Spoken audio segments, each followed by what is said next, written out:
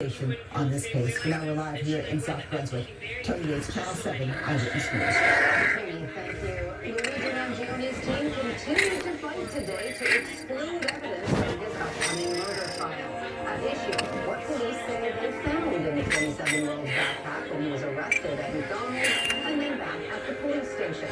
Pennsylvania officer Christy Wasser testified she found ammunition wrapped in a pair of damp underwear and deeper in the backpack and loaded gun, silencer, and notebook.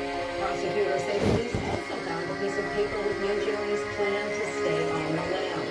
He's accused of fatally shooting the CEO of United Healthcare 1 year ago and has pleaded not guilty to state and federal charges. First up, Donald Trump's former personal lawyer, is stepping down as the U.S. Attorney for New Jersey. The resignation comes days after a federal appeals court disqualified her from the job. It upheld a lower court decision finding she was unlawfully serving in the position. Abba was nominated by Trump but was never confirmed by the Senate. Attorney General Pam Bondi says Abba will return as U.S. Attorney for New Jersey if the appeals court ruling is overturned. Abba was the president's personal defense attorney for his New York civil fraud and defamation trial. Police in Buffalo say a person of interest is in custody for allegedly shooting Jets player Chris Boyd. The 20-year-old turned himself into law enforcement this morning.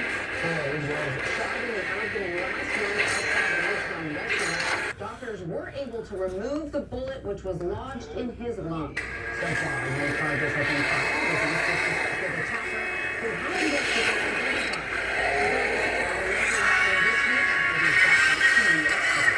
Police in Clifton, New Jersey, investigating a home invasion and burglary and young residents in Clifton and surrounding areas have been involved in any further break-ins. Police say burglars forced open a locked door home on East 4th Street early Saturday morning and entered several rooms, including ones where the residents were sleeping. The burglars fled after the residents heard noises and got to investigate. There have been no arrests so far, and police are working with officers in neighboring towns to see if there have been similar crimes recently. We're always considering that these are related because they tend to be pattern crimes. There's a few of individuals that are out there doing this kind of thing, and they don't stop at the city limits. The police say the burglars stole jewelry as well as keys to a vehicle, although the vehicle itself was not taken. Jason mentioned last month in a statement, the Queens resident gave a shout-out to Astoria, the neighborhood where he and his wife currently live. But Mondani says for several reasons it makes sense to move to Manhattan after his inauguration. He cites safety reasons and the ability to work with city agencies on enacting the affordability agenda to define his campaign. Mondani will be sworn in on January 1st, 2026. More pushback today on President Trump's immigration crackdown in New York. Today, local lawmakers attended immigration proceedings at the notorious 26th federal plaza after announcing new legislation aimed at protecting immigrant rights. As Eyewitness News reporter Andrew Baker.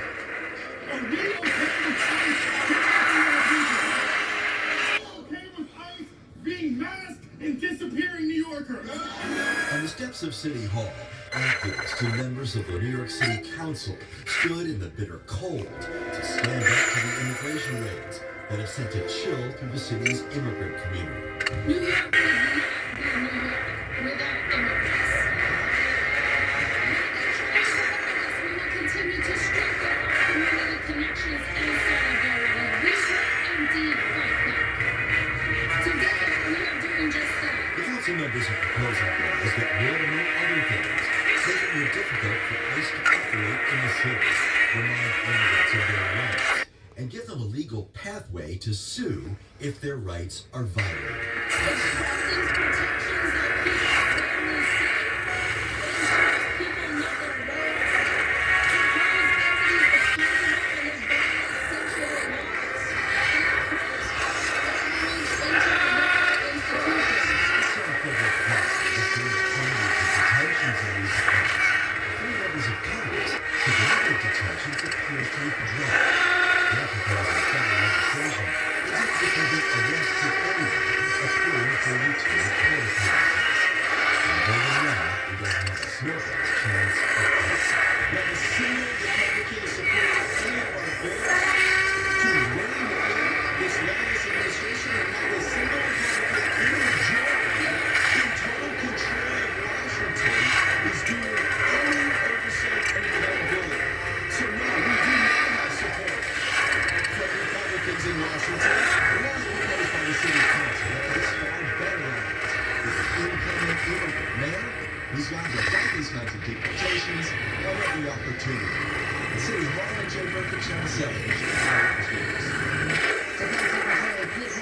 has not committed to releasing video showing the second strike on suspected drug smugglers on September 2nd, despite President Trump earlier saying he would release the full video. The strike is under scrutiny from several lawmakers and is raising questions over whether it was a war crime. ABC's Christiane Cordero has the latest from Washington. Secretary Pete Hegseth vows the strikes on suspected drug off the coast of Latin America will continue, despite concerns that the first strike in September may have violated international law. A bipartisan group of lawmakers started their own fact-finding mission after reports that a second boat strike off the coast of Venezuela September 2nd killed the first strike survivors, a possible war crime under international law if the survivors no longer posed a threat. The top Democrat on the House Intelligence Committee is among those who have seen the video, telling CBS the survivors appeared defenseless. I think it's really important that people see what it looks like when the full force of the United States military is turned on two guys who are clinging to a piece of wood and about to go under. A source who has reviewed the footage tells ABC News that after the initial strike, the video lawmakers saw behind closed doors shows survivors clinging to the wreckage of the overturned boat, appearing incapacitated and waving to something overhead. Some Republican lawmakers and the administration insist the survivors were not incapacitated and were valid targets. The video has not been made public, and Hegseth won't say with certainty it ever will. So whenever we were to decide to release, we have to be very responsible about reviewing that video. President Trump last week said he supports releasing the full video. I don't know what they have, but whatever they have, we should release. A source tells ABC News the identities of the 11 people killed on the boat that day were known to U.S. intelligence as being involved in drug smuggling. The administration has not released the names of anyone that's killed in any of the boat strikes so far. Officials say 87 people have been killed so far in 22 boat strikes. Christiane Cordero, ABC News, Washington. In Japan, tsunami warnings have been downgraded to advisories after a 7.5 magnitude quake hit the island. Authorities say more than 20 people were injured when the quake struck at 11:15 last night, about 50 miles off the coast of the northern part of the country. This triggered at least one of about 28 inches high. Japanese officials say 800 homes are now without power. Japan's bullet train and some local lines are also suspended. Nuclear power plants are conducting checks, but no problems have been found at this time. And still having eyewitness news first at 4. Big changes for subway riders. While the F and N trains are swapping stops and what it means for your commute. And transit changes on the number 2. The New York City Ferry rolling out new routes today. What's different and how it could speed up your ride. Now the kidney transplantation for new visitors in the head and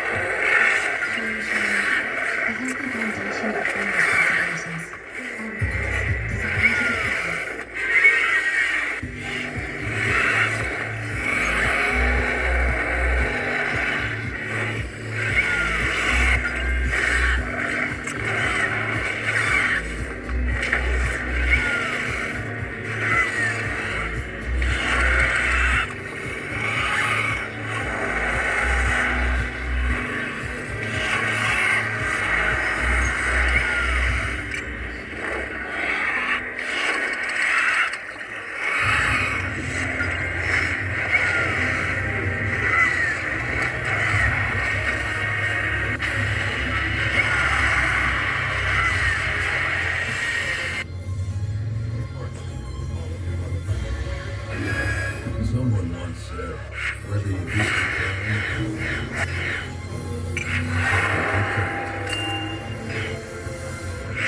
you're right.